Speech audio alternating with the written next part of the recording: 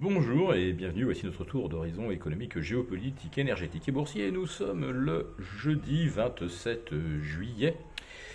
Et pour comprendre comment tourne la planète finance en pleine ébullition, c'est sur la bourse au quotidien et nulle part ailleurs. Et l'épisode du jour s'intitulera Mais quel est donc ce prodigieux exploit jamais réédité depuis 1897? Allez, je vous laisse réfléchir 3 secondes. Nous sommes à un an jour pour jour du début des Jeux Olympiques. Eh ben non, ça n'a rien à voir.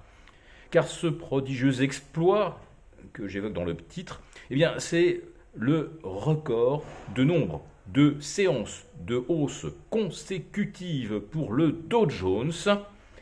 Et la seule série de 14 hausses remonte à juin 1897. On avait eu une série haussière de 13, et j'ai eu la chance de la connaître au début de ma carrière, c'était en janvier-février 1987, 9 mois avant le krach boursier. On avait une autre série de 13 hausses consécutives, ça nous ramène au mois de juillet 1970. Et puis, la dernière en date remonte au mois de février 2017. Mais bon, on a franchi le cap des 13 séances de hausse et le Dow Jones en inscrit une 14e à l'ouverture ce 27 juillet. Alors, hier, j'avais intitulé ma chronique Ce trou d'air, personne ne l'a vu venir. D'autant moins que si le CAC 40 perdait jusqu'à moins 2%, à Wall Street, les indices ne tardaient pas à passer dans le vert en fin d'après-midi, à quelques heures de la conférence de la Fed. Alors comment peut-on perdre 2% à Paris et gagner 0,10 sur le Dow Jones ? L'explication, elle est assez simple. Je vous l'ai déjà présentée à de nombreuses reprises. Les Américains se servent de l'Europe comme d'une cash machine. Ouais, on vient tirer quelques millions au DAB européen pour ensuite soutenir les indices européens. Et c'est ainsi que s'est matérialisée cette 13e hausse consécutive du Dow Jones le mercredi 26 et que nous assistons à cette 14e séance consécutive en ce jeudi 27. Et pour le S&P 500, eh bien, ce ne sera qu'une 12e séance de hausse sur 14, ce qui reste quand même un exploit extraordinaire pour le 21e siècle, d'autant que les précédents records de nombre de séances de hausse consécutives, ils ont été battus dans des conditions très particulières, de taux qui se détendaient et de perspectives économiques qui semblaient plus que florissantes, notamment en 1897, puis en 2017. Mais aujourd'hui, le CAC 40, lui, rebondit de 2%, et figurez-vous, eh bien oui, il inscrit un nouveau record historique absolu. Alors je vous parle du CAC 40 Global Return, dividende inclus.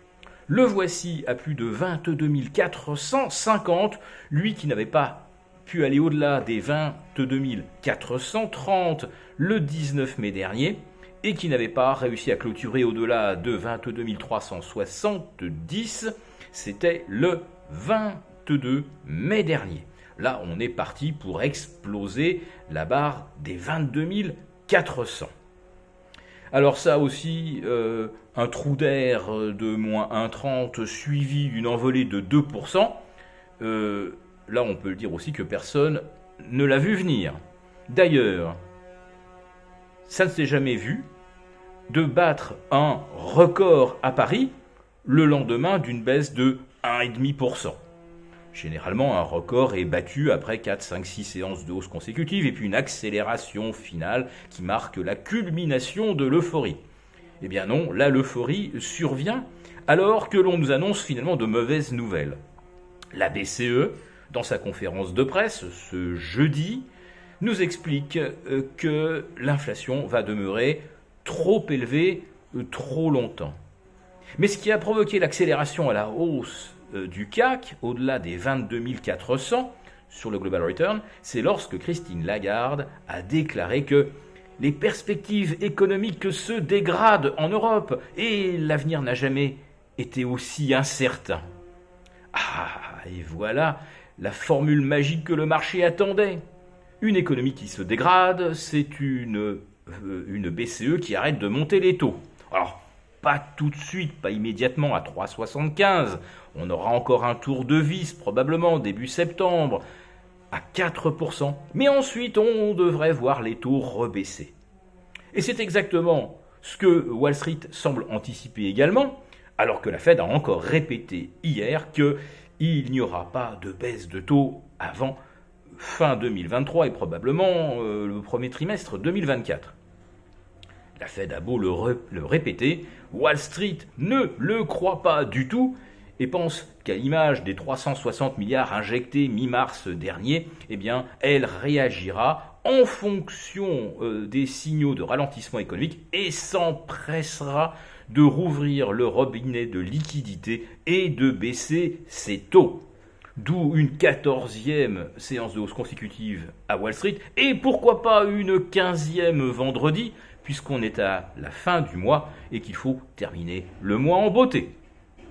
Si cette rubrique vous a plu, n'hésitez pas à mettre un pouce et rendez-vous demain avec nos abonnés des affranchis pour un des derniers lives avant la coupure d'été.